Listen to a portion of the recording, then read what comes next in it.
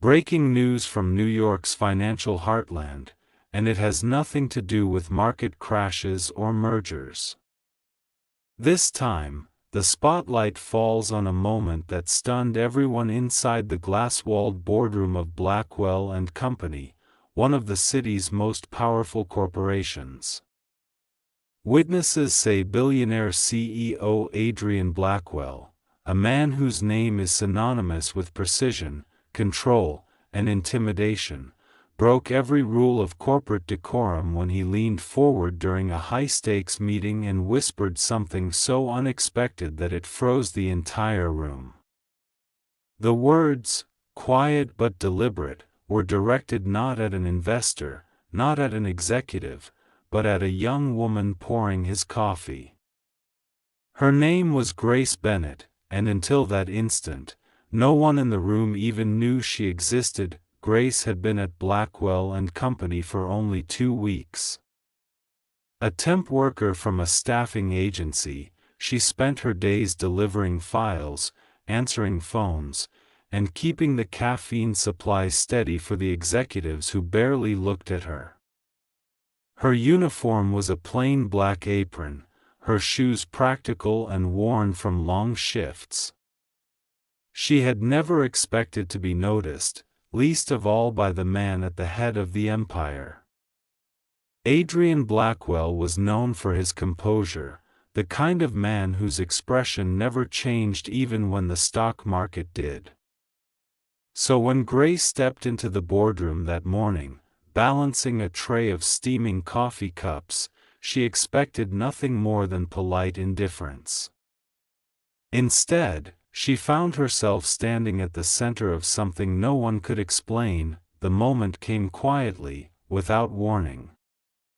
She leaned forward to refill his cup, the rich aroma of roasted beans rising in the air, and that was when he said it.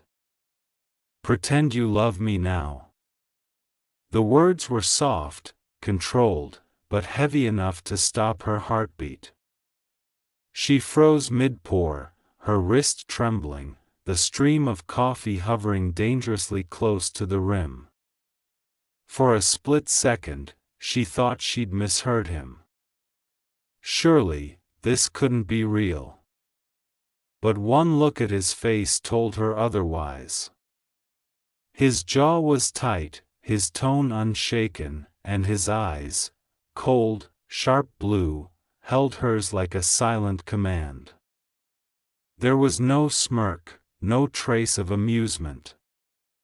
Just something intense, deliberate, almost pleading beneath the calm exterior. Around them, the boardroom carried on. The CFO scribbled notes, the marketing director adjusted her tie, and someone coughed impatiently, irritated by the small disruption. The company lawyer offered a thin, patronizing smile, as if to say she didn't belong there.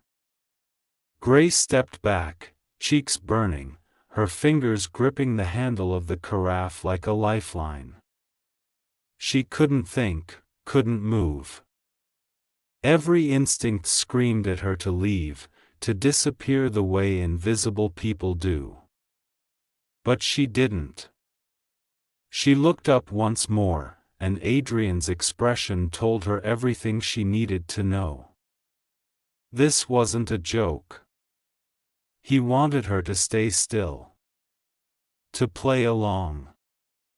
To trust him, for reasons she couldn't begin to guess. The meeting resumed, but for Grace, time fractured. She stood by the wall, hands folded, trying to breathe evenly as the voices of power and profit filled the air. Every few minutes, she felt his gaze flick toward her. Never lingering too long, but always returning. It wasn't the gaze of a man flirting or teasing, it was one of calculation, as if she had just been cast into a role in a story only he understood. She tried to calm the storm in her chest, to focus on her duties, but her mind kept replaying those words. "Pretend you love me now." What could he possibly mean? Was there someone watching? Was he trying to send a message? Or was this some cruel display of power, testing how far the invisible girl would go to keep her job? The minutes dragged like hours.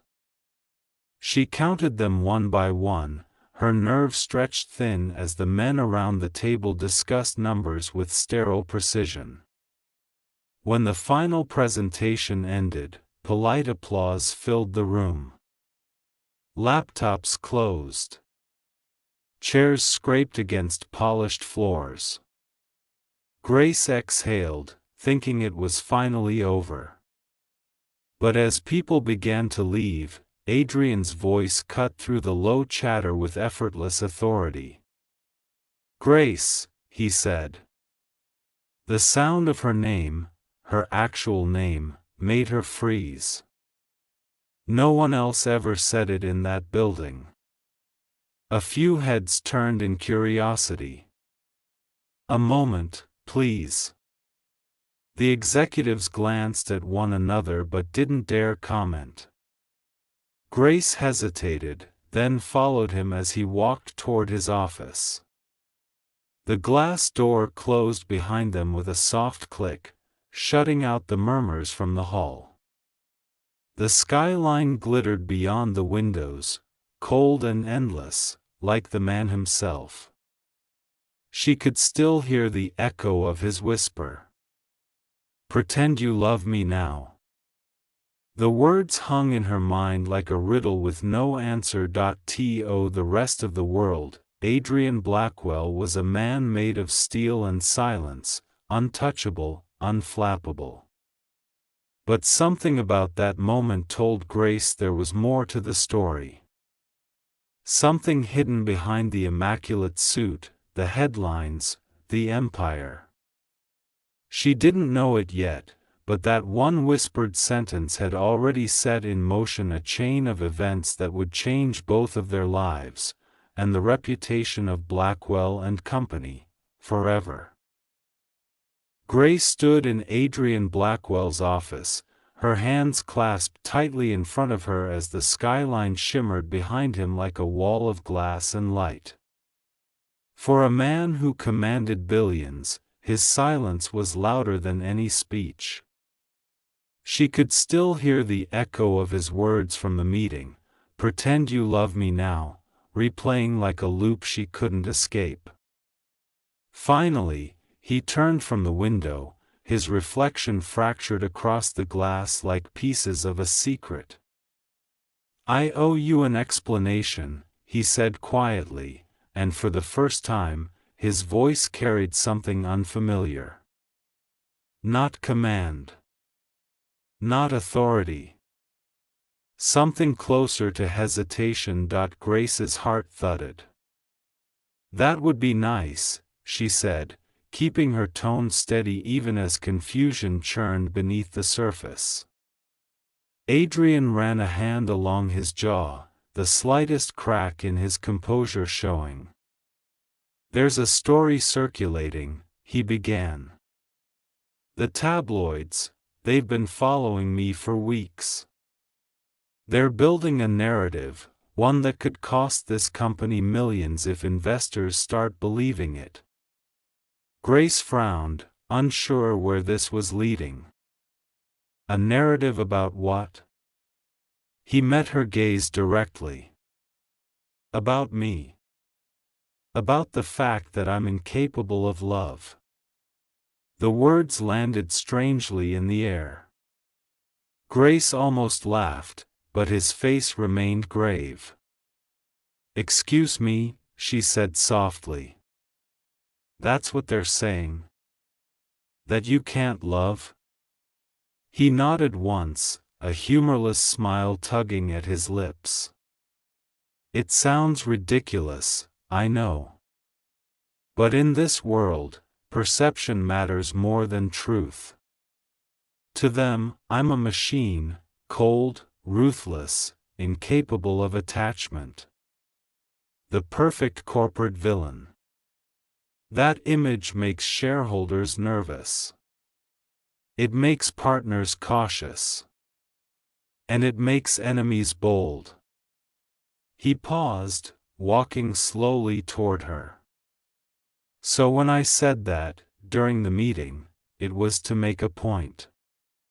To show them something different. Something human.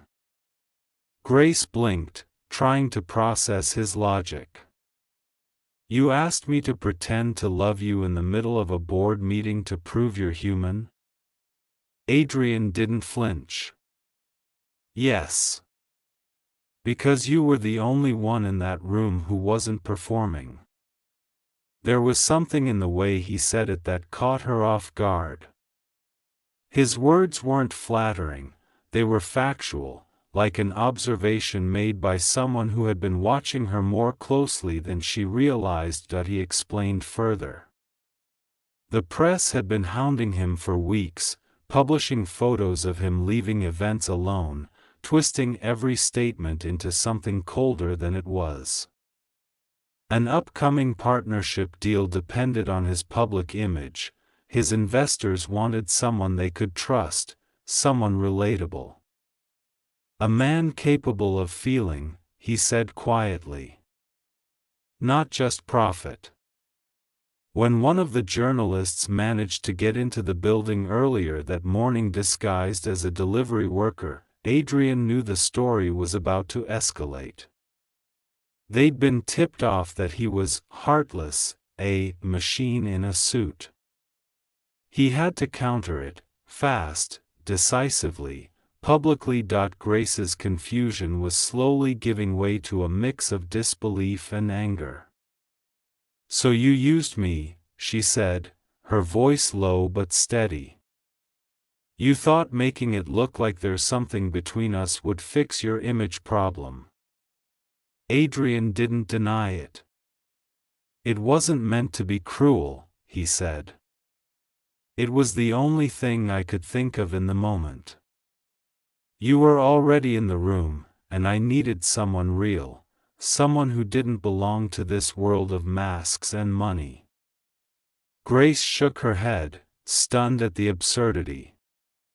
She'd spent her life working quietly, never standing out, never crossing lines. Now here she was, being dragged into a billionaire's PR crisis because of a whisper that wasn't supposed to mean anything, but what struck her most was the tone in his voice, the faint trace of exhaustion under the polish. Adrian Blackwell didn't sound like a man defending his reputation. He sounded like someone who'd been fighting something invisible for a long time. You could have chosen anyone, she said. Why me? He hesitated. Because you don't look at me the way they do.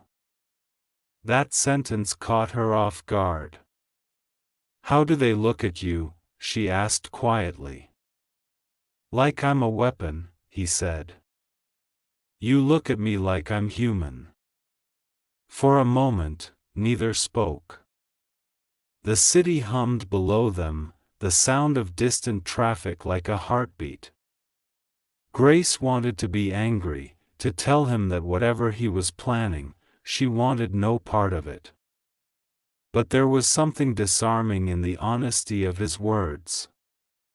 Beneath the suit, beneath the power, he looked like a man cornered by his own success. And in some strange way, she understood that feeling, the loneliness of being unseen in a room full of people. Adrian finally broke the silence. I need your help, he said. Just for a few days. Until the press moves on. Grace stared at him. You want me to pretend to be in love with you? To the world, yes, he replied simply. To me? Just be yourself. It was madness. It was reckless. And yet, somewhere deep inside, Grace felt something shift, a curiosity, a flicker of something dangerous. She didn't know it then, but agreeing to his request would pull her into a story that no PR team could control, where pretending would start to feel alarmingly real, and where both of them would discover that love, even when staged, has a way of rewriting the truth.